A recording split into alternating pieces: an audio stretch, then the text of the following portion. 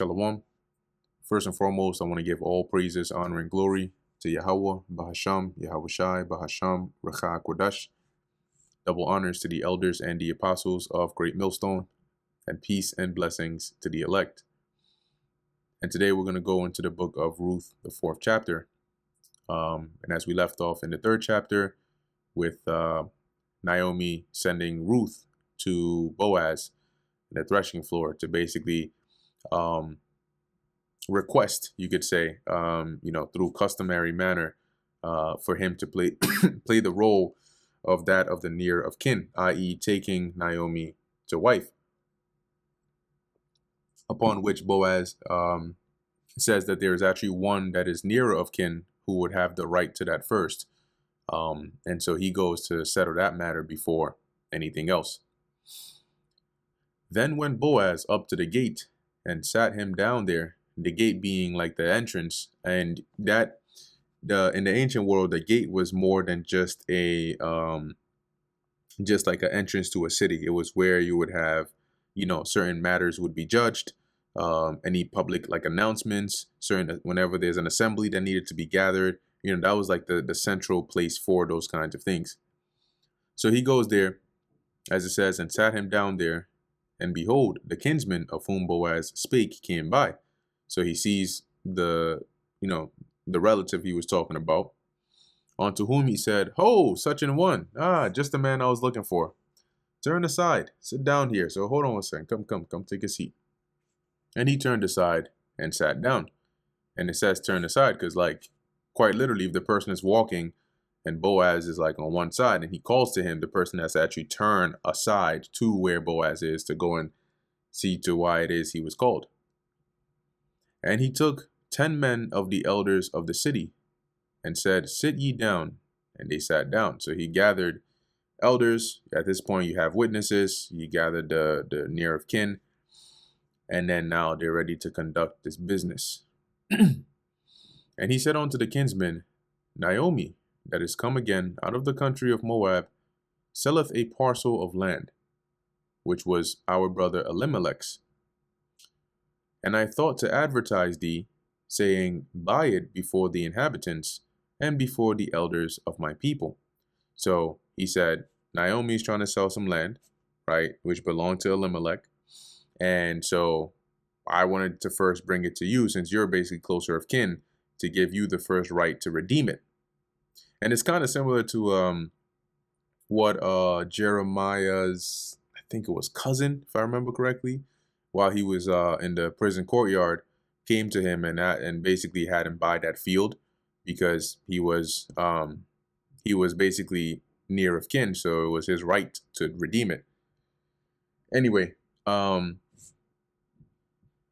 he says here, "And I thought to advertise thee," so basically have you see it first and give you the first pick, saying, "Buy it before the inhabitants and before the elders of my people." So officially and openly, so we have witnesses that, okay, you've decided you're going to redeem it. "If thou wilt redeem it, redeem it. But if thou wilt not redeem it, then tell me that I may know. For there is none to redeem it beside thee, and I am after thee." So if you want to redeem it, then go ahead. If not, let it be known so I can redeem it, because I'm the one next in line after you. And he said, "I will redeem it." Then said Boaz, "What day thou buyest the field of the land of Naomi, thou must buy it also of Ruth the Moabitess." This doesn't mean that when you buy the field from Naomi, you also need to buy the field from Ruth. What it means is you got to take Ruth with it. Because if you're redeeming that field, which was like property technically or belonging to Elimelech, you got to take Ruth to marry. Like, you got to marry her as well. And that's why it says the wife of the dead, to raise up the name of the dead upon his inheritance. So what will happen is if you buy that land, you got to marry Ruth, and when you have children with her, those children would inherit that property, and that way it would stay within that Elimelech's family. And the kinsman said, I cannot redeem it for myself, lest I mar mine own inheritance. Redeem thou my right to thyself, for I cannot redeem it. So the kinsman basically says, no, I can't do it because, he doesn't want to risk it affecting his own inheritance. Because now remember that he's actually paying money for this land. And by marrying Naomi, that's now a second wife, and now he has children with her, right? But his original children, his original family wouldn't inherit that actual property. Okay, it would go to the children he has with Ruth. And Slaki, if I keep mixing the two up, the children he has with Ruth. So he basically says he doesn't want to risk that. He's fine. Boaz should redeem it. Now this was the manner in former time in Israel concerning redeeming and concerning changing. So what this is saying is, this was the custom when it came to these matters of redeeming something or changing, as in transferring that right to another, for to confirm all things. So this was what was used to seal the deal. A man plucked off his shoe and gave it to his neighbor, and this was a testimony in Israel. So by this near of kin taking off his shoe and giving it to Boaz, that would signify that he is transferring that like right or whatnot that would have gone to him to Boaz to basically, do the job or redeem it. Now reading this in the NLT, it says, now in those days it was the custom in Israel for anyone transferring a right of purchase to remove his sandal and hand it to the other party. This publicly validated the transaction. Therefore the kinsman said unto Boaz, buy it for thee. So he drew off his shoe. So the kinsman took off the shoe, sandal, whatever, and gave it to Boaz. And Boaz said unto the elders and unto all the people, ye are witnesses this day that I have bought all that was Elimelech's, and all that was Chilion's and Mahlon's of the hand of Naomi. Moreover, Ruth the Moabitess, the wife of Mahlon, have I purchased to be my wife, to raise up the name of the dead upon his inheritance, that the name of the dead be not cut off from among his brethren, and from the gate of his place. Ye are witnesses this day.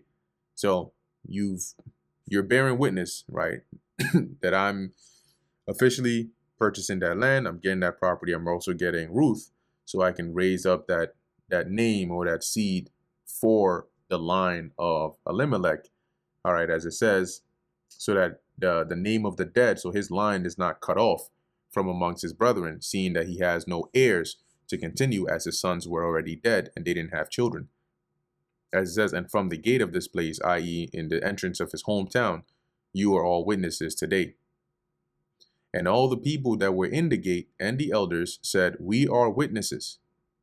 The Lord Yahweh make the woman that is come into thine house like Rachel and like Leah, which two did build the house of Israel, and do thou worthily in Ephratah, and be famous in Bethlehem. So it's kind of like wishing him well, and basically hopefully of this comes a powerful or strong line, like that of Rachel and Leah, as they did for Jacob. And let thy house be like the house of Perez, whom Tamar bare unto Judah, of the seed which the Lord Yahweh shall give thee of this young woman. Okay, so basically, may your house be, and at this time, chances are, like, from that line, eventually, it became strong, right, and successful. So may your line be strong and successful like that of the house of Perez. So Boaz took Ruth, and she was his wife. And when he went in unto her, so when he laid with her and popped her, the Lord gave her conception. She became pregnant, and she bare a son. And the women said unto Naomi, blessed be the Lord Yahweh, which hath not left thee this day without a kinsman, that his name may be famous in Israel. So the Lord didn't leave you, because if you didn't have one, then that would have pretty much been it. You Your kid's already dead. You're too old to have more. Your husband is dead, and there's nobody else to continue on. And he shall be unto thee a restorer of thy life, and a nourisher of thine old age. Basically, this child that you now have would be one to restore that line for you, and to nourish or take care of you. For thy daughter-in-law, which loveth thee, which is better to thee than 7 sons, hath borne him, which is to say, Ruth, which is your daughter-in-law, which is better than all the sons in the world, hath borne you a restorer of your life and a nourisher of your old age. And Naomi took the child and laid it in her bosom and became nurse unto it. And that bosom is like, when women pick up a child in their arms, yeah, that's her bosom, right? And she became nurse unto it. So she basically took care of it. And the women, her neighbors, gave it a name, the baby, saying, there is a son born to Naomi.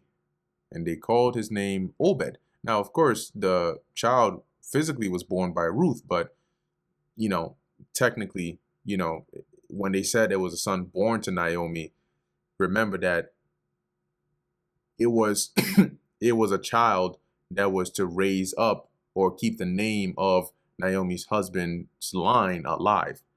Okay. So technically he would be like her child as well. And they called his name Obed, which is Ibad, meaning to serve.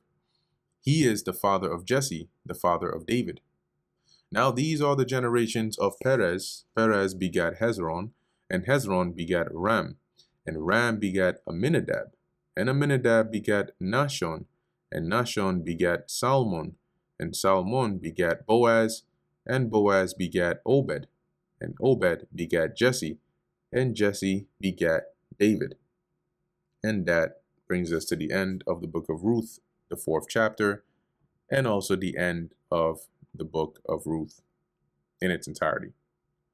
And also the end of the era of the conquest and the judges. And so, Lord willing, this was edifying to the elect. In closing, I want to give all praises, honor, and glory to Yahweh, Bahasham, Yahweh Shai, Bahasham, Recha Kodash. And until next time, Shalom.